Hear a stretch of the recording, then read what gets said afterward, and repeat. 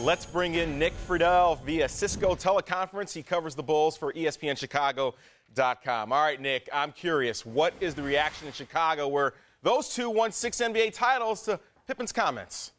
Deuces, everybody loves Scotty in this city. A lot of people think Scotty's a little crazy right now. That's probably the best way to put it. Michael Jordan is an icon. Michael Jordan is the best player to ever play, in my opinion, in about 100% of Bulls fans' opinions. I see what Scotty's saying because LeBron is that dominant and can get that many people open on the floor, and Michael maybe wasn't the same kind of offensive playmaker in getting everyone else involved, but Michael Jordan's the best, and I think that's the way the city of Chicago feels for sure. Had you ever heard Scotty make a comment like that before? No, and I'm pretty sure Scotty regrets a little bit of it at this point because I know he's been on Twitter all morning trying to step back away a little bit from it, but that is something that he's not going to be able to outrun for a while because it's treasonous in this city because so many people love Jordan and view him as almost a member of the family for what he has been able to accomplish here in this city. So Scotty's going to have a long few days. I can promise you that. Treasonous. That's an interesting word to describe it. All right, Nick Friedel of ESPNChicago.com with the latest on Pippen's comments. Welcome into the show right now, the man who started all the controversy, Chris Broussard, here to talk about this with 3 days till game one. At least we got something to talk about leading up to this, Chris. You were on Mike and Mike this morning. You actually asked a question that Scotty responded to. I know sometimes answers or quotes can be taken out of context or comments can be taken out of context. What exactly did you ask him? I said to him, most people believe Michael Jordan's the greatest player of all time. First of all, do you agree with that? And secondly, how high do you think LeBron James can go on the all-time list? Like, can he challenge Michael for the greatest of all time? And Scotty gave his answer.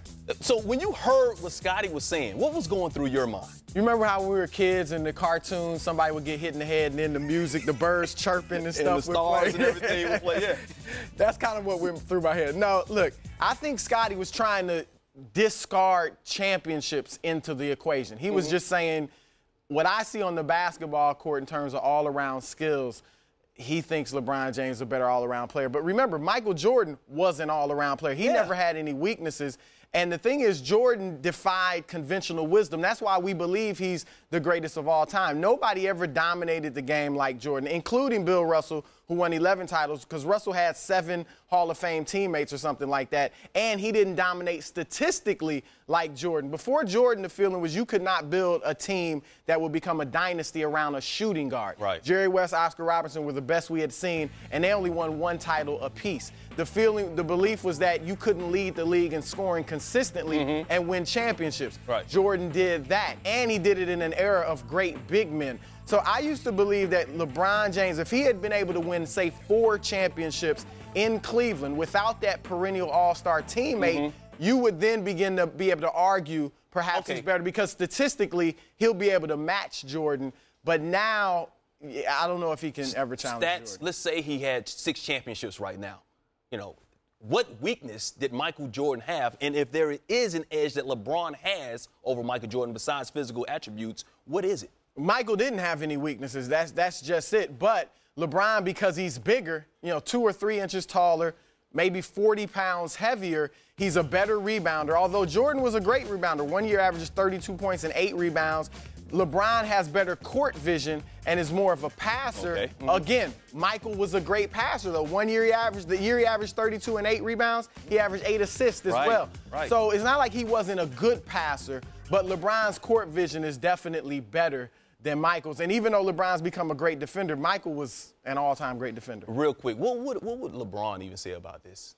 I don't know that LeBron, I don't think he would never say he's better than Jordan. He once told me that there'll never be another Michael Jordan, and you'll drive yourself crazy trying to become that. So I don't think he thinks about, I have to eclipse Michael Jordan. He wants to set his own path, and if people want to say he's better than Jordan one day, so be it. But I don't believe that's in his thought process because Jordan was his idol growing up. That's the reason he doesn't wear number 23 anymore. That and plus Miami Heat retired the number anyway.